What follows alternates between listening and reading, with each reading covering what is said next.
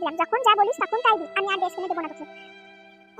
আমার নতুন ড্রেস চাই, আমার 2000 টাকা দেবো, নতুন ড্রেস চাই। আমি কাঁদবো। আমি বাবাকে বলবো, বাবা আমায় কিনে দিবে। আরে বাবা, কি হলো?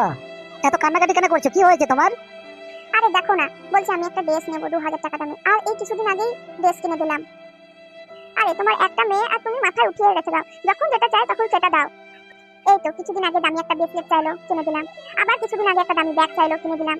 আবার কিছুদিন আগে একটা বক্স চাইলো, টিফিন বক্স, কিনে দিলাম। একটা একটা করে শুধু আবদার, এটা চাই নতুন, ওইটা চাই নতুন, নতুন কিনে দিয়ে দিয়ে দিয়ে তুমি এত অভ্যাসটা খারাপ করে দিয়েছো না। দেখো না কত কান্নাকাটি আর জিদ করছো, ড্রেস চাই তো চাই, এত জিদ করলে হয়? আমি তোমাকে কিনে দেবো বাবা ড্রেসটা, চিন্তা করো না।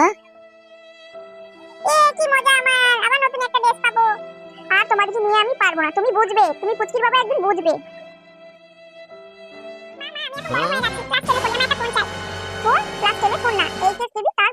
ফোন দেবো তোকে, তুই এখন পড়াশোনায় মন দিয়ে কর। মাধ্যমিক আছে সামনে, মাধ্যমিক দিয়ে উচ্চ মাধ্যমিক দিয়ে তারপরে ফোন তোর বাবাকে বলে আমি তোকে দেবো। আমি না বলেছি না, আমি এখন ফোন দেবো না। সামনে মাধ্যমিক আছে, তারপর উচ্চ মাধ্যমিক আছে, বুঝলে? ভালো করে মন দিয়ে পড়াশোনা করো। মাকে আমি এতবার করে বললাম আমার একটা ফোন দাও, কিনে দিল না।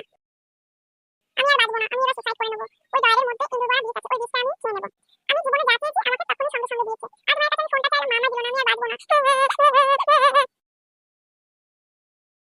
হাই হাই গো, আমার মেয়েটার মুখ দিয়ে ফেনা কাটছে গো, গো শুনছো গো? পুচকি বাবা গো, শুনছো? কি হলো কি? হ্যাঁ,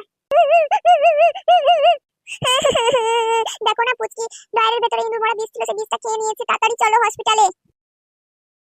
এমার্জেন্সি, চলো তাড়াতাড়ি।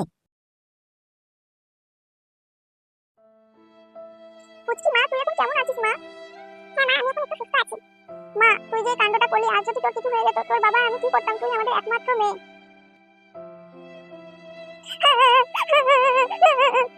মা কান্না করো না, আমি এখন একটু সুস্থ আছি তো।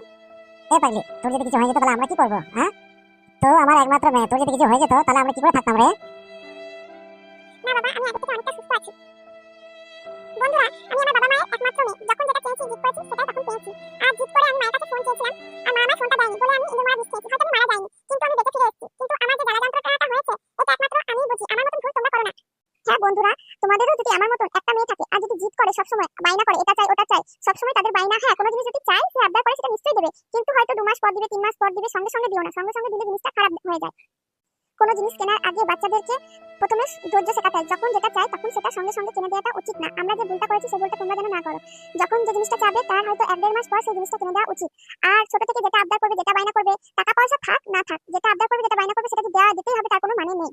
আজ আমি যে ভুলটা করেছি, আজ এর দায়ী যতটা পুচকি আছে, যে বিষ খেয়েছে ইন্দুমারা, যতটা দায়ী পুচকি আছে তার থেকে দায়ী বেশি আমরা বাবা মারা। তাই বাচ্চাদের কথা শুনে সবসময় সব জিনিসটা পূরণ করা উচিত না।